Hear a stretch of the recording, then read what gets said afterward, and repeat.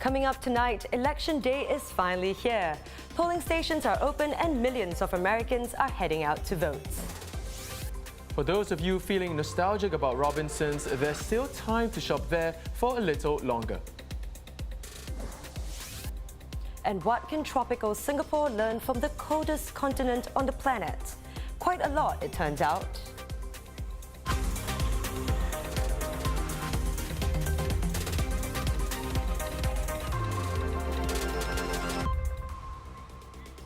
This is the Straits Times Newsnight. I'm Chia Suen. And I'm Dylan Ang. Great to have you with us this Tuesday evening.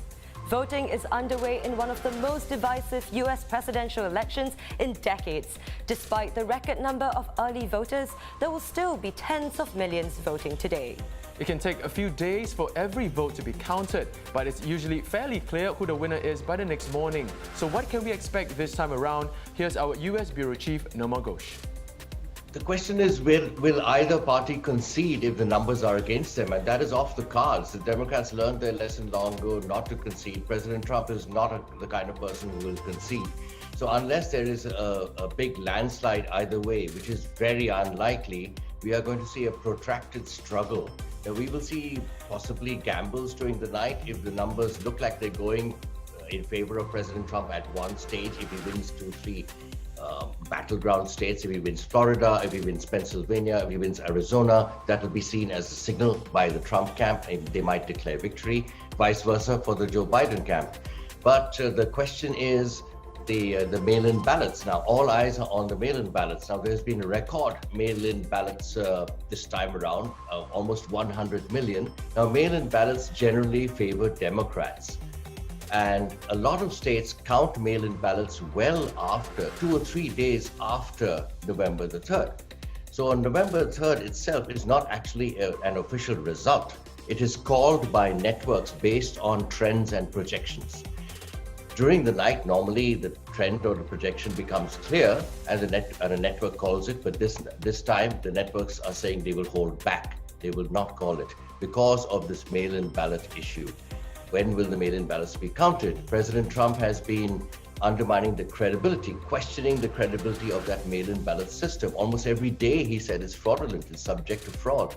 The election should be over on the night of November the 3rd.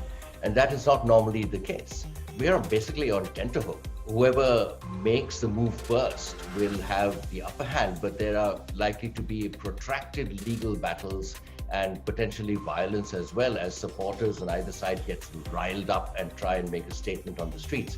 President Trump himself has said that he might continue rallies after November the 3rd, which means he's essentially firing up his base.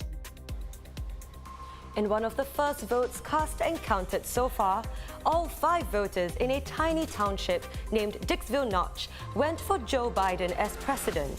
The result isn't necessarily an indication of who will win the presidency. 4 years ago, Dixville Notch voted for Hillary Clinton. For real-time updates of the US election, you can follow our live blog for breaking stories and analysis of the vote and results as they come in. Looking to snag a deal before Robinsons closes its tills for good? You might have some more time to do so. The department store's liquidators said that it hopes to run a sales campaign until mid or end December 2020. While the retailer's e-commerce platforms are no longer operational, shoppers can continue to visit its brick-and-mortar stores for the time being. Liquidators said it was still working with various stakeholders, including key suppliers and landlords, to hopefully agree on a timeline. Singapore's $1,000 note might soon become a collector's item. The Monetary Authority of Singapore will stop issuing the denomination from January next year. MAS said the move will minimize the money laundering and terrorism financing risks associated with such a large denomination. From now to January, it will limit the quantity of the notes issued each month. Banks can continue recirculating existing notes that have been deposited with them. And not to worry, existing notes in circulation can also continue to be used for payment and remain legal tender. For the first time in 3 days, there are 2 new locally transmitted COVID-19 infections. Both cases were detected in workers' dormitories. The remaining 7 new patients were imported and had been placed on stay-home notices on arrival in Singapore. No end-of-year holidays this year, but that doesn't mean we can't take a break and pretend to be on vacation. The Singapore Tourism Board is launching some 50 bundled promotions designed around 10 areas which have specific attractions or cultural interests. These include Chinatown, Sentosa or the Mandai Kranji Nature Area. The deals will include promotions by hotels, attractions, restaurants and shops. So Dylan, what are your year-end plans? Going on a Singapore holiday? Yeah, actually I'm looking at some of these deals and, a couple have actually caught my eye, such as the Chinatown tours with a visit to a tea appreciation workshop. Never experienced something like that before. I mean, it does look really interesting, and I suppose since we can't travel anyway, might as well get to know Singapore a little bit better.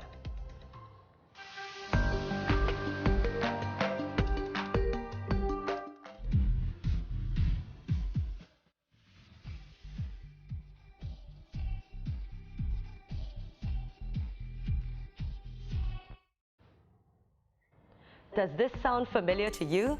Trending on social media today, this song has been played so many times on YouTube that if played back to back, it will have been streamed continuously for over 30,000 years. The song is none other than viral online hit Baby Shark, the infuriatingly catching children's rhyme recorded by South Korean company Pinkfong. The song has become the most watched video ever on YouTube. It has now been played over 7 billion times, overtaking the previous record holder Despacito, the Latin pop smash by singer Luis Fonsi. Burger King UK has released a rather peculiar plea as the lockdown intensifies in the United Kingdom. In a viral tweet, the fast food joint called for customers to order from its rivals, including McDonald's, KFC and Pizza Hut. Burger King said that because of the pandemic, the staff in all these establishments need support, placing cooperation over competition in these rough times. But not without cheekily adding, getting a Whopper is always best, but ordering a Big Mac is also not such a bad thing. Wales manager and former Manchester United player Ryan Giggs has been arrested on suspicion of assault and bodily harm. According to British tabloids, police were called to the 46-year-old's home late on Sunday after reports of a disturbance. A woman in her 30s sustained minor injuries but did not require any treatment. Giggs has since denied all allegations, with his representatives saying that he is currently cooperating with the police. The Football Association of Wales has also cancelled a press conference where the manager was scheduled to announce his squad for the upcoming international games.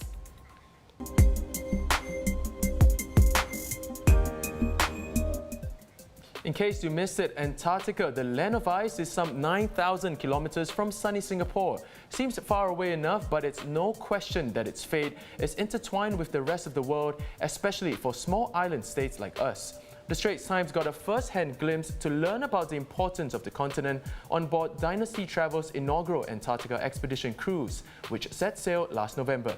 Have a look. And in Singapore, we're one of the hot spots. We're a hot spot because we're distal from our ice sheets. So ice sheets are colossal in mass and water is attracted to them. When they reduce in mass, the water flows away to the tropics. So for every 1 metre of rise from Antarctica, we get around 1.2 to 1.3 metres. So first of all, that 1 metre is the global average, and we're greater than that. Very inspiring to see and definitely something worth watching. If you would like to watch the full video, Exploring Antarctica, a melting palace of ice, is available on the Straits Times Discover section of our website and mobile app, as well as on our YouTube page.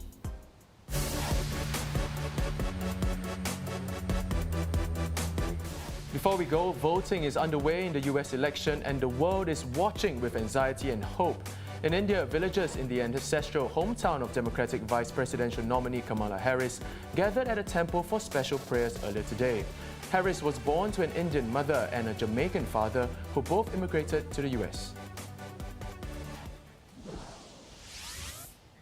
And that wraps up the Straits Times Newsnight. Do visit straitstimes.com to see more news and videos. You can also subscribe to our YouTube channel by hitting the button below. Have a great evening. We'll see you tomorrow.